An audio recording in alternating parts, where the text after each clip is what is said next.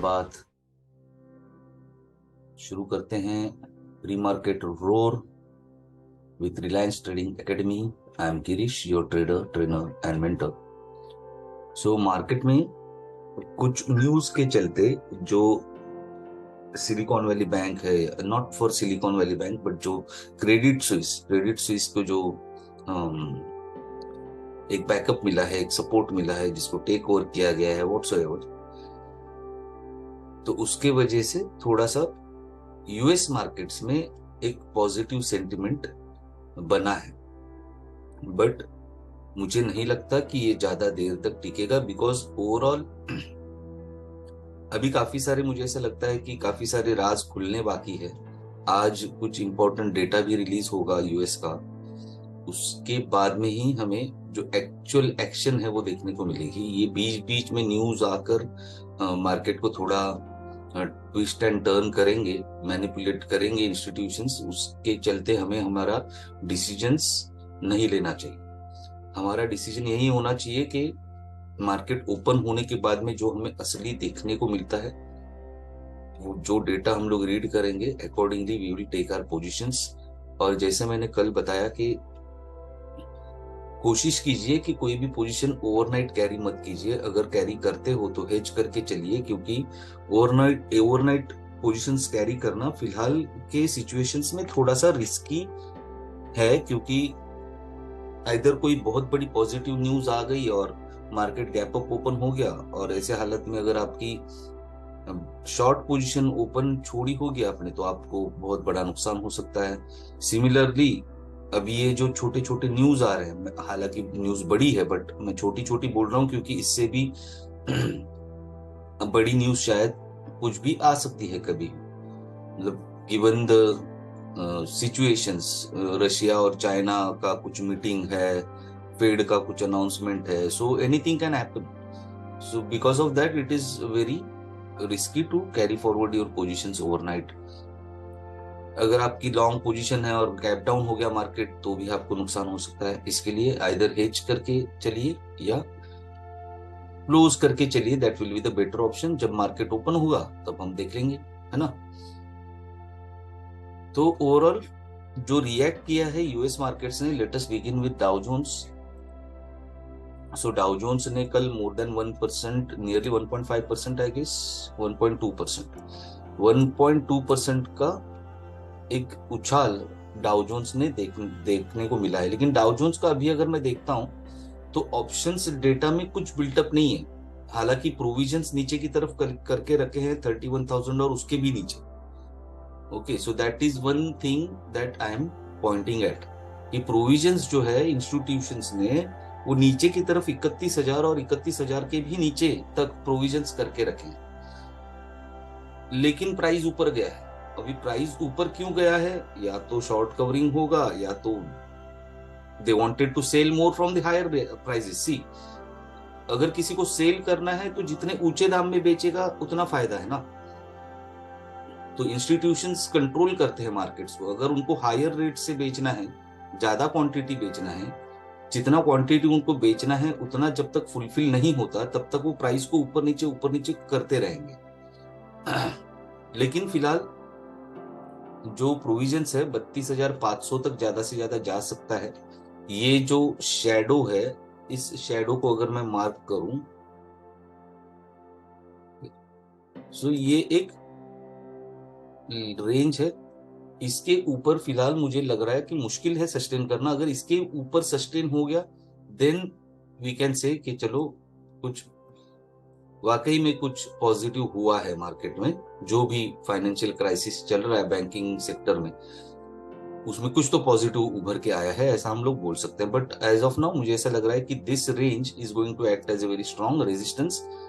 So wait and watch की भूमिका रहेगी as far as Dow Jones का है, क्योंकि काफी सारे बड़े इवेंट्स है। तो आज रात को मार्केट ओपन होने के बाद, फेड का डेटा रिलीज होने के बाद में ही हमें क्लियर पिक्चर आएगा। S&P 500 में again obviously it is also reacting like Dow Jones only, but yes S&P 500 में एटलीस्ट कुछ ऑप्शंस का डेटा है जो देखने को मिल रहा है। तो ऊपर की तरफ 4,000, 4,050 और 4,100 तक का प्रोविजन है। नीचे की तरफ बात नहीं करूं तो बेहतर है, क्योंकि ऑलरेडी मैंने ये सारे टारगेट्स बता के रखे हैं। 38,000 एक बार अचीव हो गया है, बट अगर 38,000 के नीचे चला जाता है तो ये सारे टारगेट्स S&P 500 के लिए 3800, सॉरी अगर फिर से मैंने 38,000 बोला होगा तो 3800 के अगर नीचे आता है तो ये सारे टारगेट्स हमें अचीव होते हुए देखेंगे। ऊपर की तरफ 4000, 4050, 4100। तो वेट एंड वॉच S&P 500 में भी। अब आते हैं हमारे मार्केट में। तो हमारे मार्केट में सरप्राइजिंगली जो ऑप्शंस का बिल्टअप हुआ है, डेरिवेटिव्स मार्केट में जो बिल्टअप हुआ है, वो अभी भी मतलब अगर हम कंपेयर करें जो कल मार्केट में काम हुआ डाउ जोन्स में और S&P 500 में, यूएस मार्केट्स में, ठीक है, तो उसके विरुद्ध हमारे मार्केट में जो ओपन पोजीशंस है उस हिसाब से अभी भी बेरिश सेंटिमेंट ही ज्यादा है, both with Nifty as well as bank Nifty. तो फिलहाल आज मुझे ऐसा लग रहा है कि हमारा मार्केट कंसोलिडेशन में रह सकता है, ज्यादा प्रोबेबिलिटी है, because there are some news and events to be unfolded by evening today night. Okay, तो आज हो सकता है कि थोड़ा रेंज बाउंड रहे मार्केट, ज्यादा वोलेटिलिटी हमें शायद ना देखने को मिले। तो 17,000 के पास पिवोट, या जिसे हम मैग्नेटिक लेवल बोलते हैं, बैंक निफ्टी सॉरी निफ्टी के लिए 17,000 के पास पिवोट बना रहेगा। ऊपर की तरफ 17,115, 17,140 और 17,170 तक की रेंज हमें देखने को मिल सकती है, आज वाकई में देखने को मिल सकती है, अगर जो यूएस मार्केट का बुलिश सेंटीमेंट है वही हमारी मार्केट में कंटिन्यू रहा तो। नीचे की तरफ जो कल का बिल्टअप है, अगर कल के बिल्टअप ने ही काम किया और बियर्स ही हावी रहे, तो नीचे की तरफ 16,890, 16,860 और 16,830 तक के लेवल्स हमें देखने को मिल सकते हैं। अगर ब्रेकआउट किया इसके नीचे या इसके ऊपर तो वो एक स्ट्रॉन्ग ब्रेकआउट हो जाएगा। निफ्टी में अभी भी कुछ अनफिल्ड गैप्स है, वो भी फिल होने बाकी है, तो हो सकता है गैप फिल करने हमें एक शानदार रैली भी देखने को मिल सकती है। बात करते हैं बैंक निफ्टी में 39,200 का पिवोट है, ठीक है, मैग्नेटिक लेवल है। यहाँ पर ज्यादा से ज्यादा समय बिताएगा, अगर ऊपर रहता है तो बार बार 39,200 को टच करते रहेगा हमारा प्राइस, या नीचे रहेगा तो भी बार बार 39,200 को टच करते रहेगा, तो ज्यादा से ज्यादा समय 39,200 के आसपास बिता सकता है बैंक निफ्टी। ऊपर की तरफ 39,650 और 39,785 तक की रेंज। तो again if I have to draw, because understand technically in bank Nifty specifically ये जो है ये एक, in fact we are already in a supply zone, ठीक है, तो इस सप्लाई जोन का हाई ज्यादा से ज्यादा ये हो सकता है, तो इस रेंज तक जा सकती है प्राइस, और वहां से फिर हो सकता है कि हमें फिर से सेल ऑफ देखने को मिले, ठीक है। तो this can be the range for bank Nifty. और नीचे की तरफ 38,950 से लेकर 38,800 तक की रेंज हमें देखने को मिल सकती है। बैंक निफ्टी अगर किसी ऊपर या नीचे के लेवल के ब्रेकआउट करके अगर निकल गया, then we can say that देखो यहाँ पर ये गैप अनफिल्ड है बैंक निफ्टी के लिए, we can target that positionally, not immediately but positionally we can say that there is a gap which is not filled yet. Okay, so we can like expect it to go up to that particular gap to fill it. Okay, so this is about bank nifty, but फिलहाल के लिए मुझे ऐसा लग रहा है कि ये रेंज हमारे लिए काफी है, इस रेंज में मार्केट रहेगा, इस रेंज में हमको खेलने को मिलेगा। थोड़ा सा ट्रिकी सिचुएशन है when it comes to stock specific or specifically the stock that I have selected. If you see, there is a beautiful waveform, है ना, बहुत बढ़िया ये रेंज बनाया हुआ है गेल ने।